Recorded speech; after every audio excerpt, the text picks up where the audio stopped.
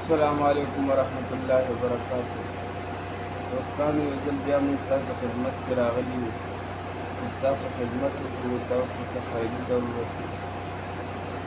دې دپاره راغلي یو چې موږ تاسو ته یوه نوې وظیفه وښایو او ستاسو علاج وکړو او یو نوې کارکردګي تاسو له درکړو. تاسو په هغې باندې عمل وکړئ او تاسو ته فایده ورسوي. نو موږ نه اکثریت خلک تپوس کوي بار بار د فالج دپاره وي تا یې وظیفه پرېښستې وه نو دوباره راته بیا ووایه او بیا لږ په هغې باندې موږ پوهه کړه. نو عزتمنو موږ دا وظیفه در پرېښستې وه او بیا درته دوباره وایم، خو د اول د هغې نه مخکې تاسو دا زموږ چینل سبسکرایب کړئ او زموږ دا ویډیو لایک کړئ او کمنټ هم ضرور وکړئ. او بله خبره په تاسو باندې لازمي ده چې دا زموږ دا ویډیو اول نه واله تر اخره پورې وګورئ، لازمي وګورئ. نو هغه وظیفه دا وه چې تاسو به دا کار وکړئ چې منزل به راواخلئ. که منزل درکروي ټیک ده، ګینې ځان له به اتیا کړئ. چې چا سبق ویلی وي نو هغه دې 3 ځل سحر او ماښام منزل وی او چې په چا باندې فالج وي هغه دې پرې دمی او هغه دې پرې هم دمی. او بل کار دې دا کوي چې زیتونو تیل دې راواخلي هغه دې پرې دم کړي، په هغه زیتونو تیلو باندې دې مالش کوي چې څوک فالج باندې دي. انشاءالله الله رب العزت به د فالج نه ورته شفای کامله عاجله مستمره دایمه ورنصیب کړي.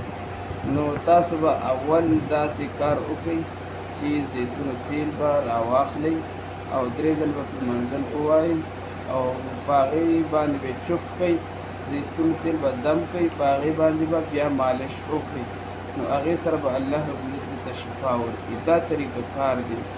نو دا اسانه طریقه ده او بهتره خبره دا ده که مریض سبق ویلی وي نو هغه دې ځان له خپله ووایي، په هغې کې شفا ډېره ده او اثر پکې ډېر دی.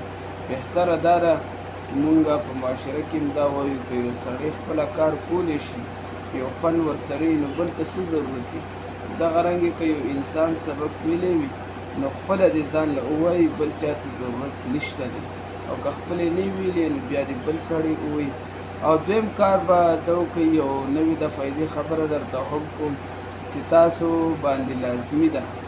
هغه خبره دا ده چې سوره فاتحه نه ده، سوره فاتحه به الحمدلله رب العالمین تر ولد والین پورې دا به تاسو 21 ځل وایئ.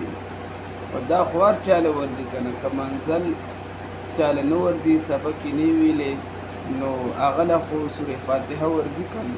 دا دویم علاج دی د کینسر دپاره.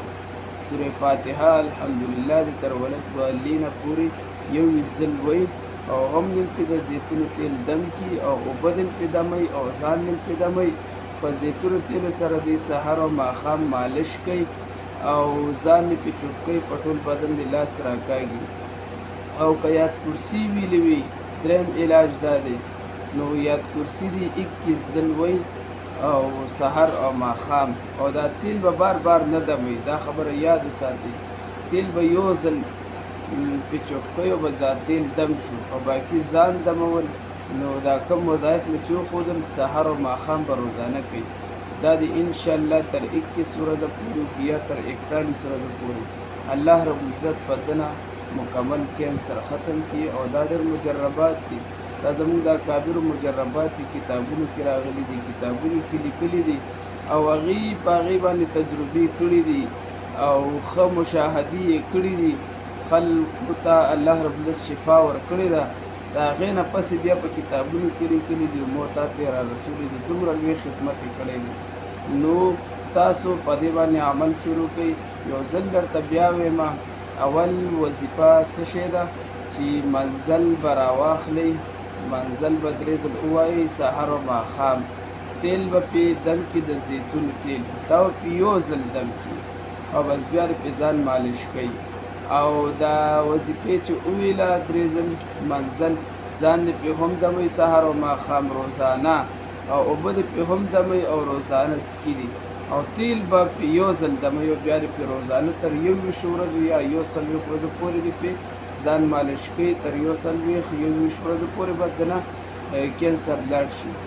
دویمه وظیفه چې تاسو ته مونږ وښودله سورې فاتحه، یعنې الحمدلله رب العالمین تر ولد والینه پورې 21 ځل به وایي. تیل پې هم دم کی، خو دا په هغه وخت کې دا وظیفه ده چې کله چا داسې مدد نه وي، حمایت نه وي، نصرت نه وي چې هغه منزل ووایي، د هغې نه پس بیا دا سورې فاتحه وایي. 21 ځل دې ووایي، تیل دې پې دم کي 1 ځل، او ځان دې پې دموي سهار او ماښام، او اوبه دې پې دموي هغه څکي، او په تیلو دې ځان مالش کړي.